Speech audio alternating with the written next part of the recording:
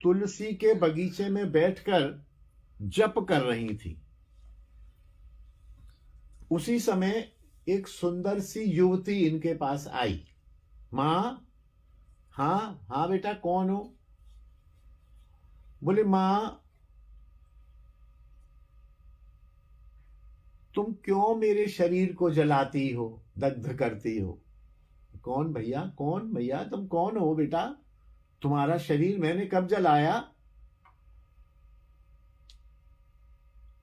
बोले, तुम जानती नहीं हो, तुम वृंदावन में रह के ब्रजरज में हवन करती हो, मैं ब्रजरज हूं, मेरे को जलाती हो?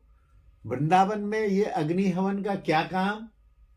यहां तो नाम यज्ञ से ही सारे कार्य हो जाते हैं, और तुम तो महाप्रभु की परंपरा में हो, जहां कहा गया संकीर्तन यज्ञ प्राय प्रायर यजंती सुमेधसा।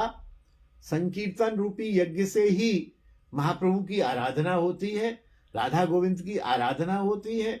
ये अग्नि के यज्ञ करके तुम मैं ब्रजरज हूं, मेरे शरीर को दग्ध करती हो, ऐसा कैसे करती हो तुम? मां तो भौचक्की रह गई, क्योंकि सिद्धांत की बात थी, शास्त्र की बात थी कि ये क्या हो रहा। मां ने कहा, बात तो ठीक है, यहां तो संकीर्तन यज्ञ से ही सारे यज्ञ और हवन हो जाएंगे, यहां ये अग्नि यज्ञ करने की क्या जरूरत है? उन्होंने पूछा, तुम कौन हो मां? मैं रजरानी हूं। युवती ने कहा, मैं रजरानी हूं। और यह कह के और वह अंतर ध्यान हो गई। मतलब रजरानी ने साक्षात इनको दर्शन दिया और ये कहा और ये सिद्धांत स्थापित किया। हम ब्रजवासियों को ध्यान रखना चाहिए आगे से, मैंने भी पहली बार पढ़ा ये, हमें अग्नि यज्ञ करने की जरूरत नहीं है। हमें यदि करना भी है तो हरिनाम संकीर्तन यज्ञ कर लेना चाहिए, उसी से सब शुद्धि बुद्धि जो भी होती है सब उसी से हो जाएगी।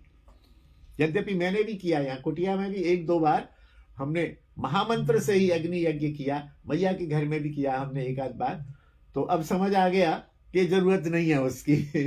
अब तो यज्ञ करने का अवसर मिलेगा तो हम सब बैठ के हरिनाम कीर्तन करेंगे, उसी में यज्ञ हो जाएगा। बोलिए ब्रजरज रानी की जय। उसी समय वे सिद्धांत को बहुत अच्छी तरह समझ गई।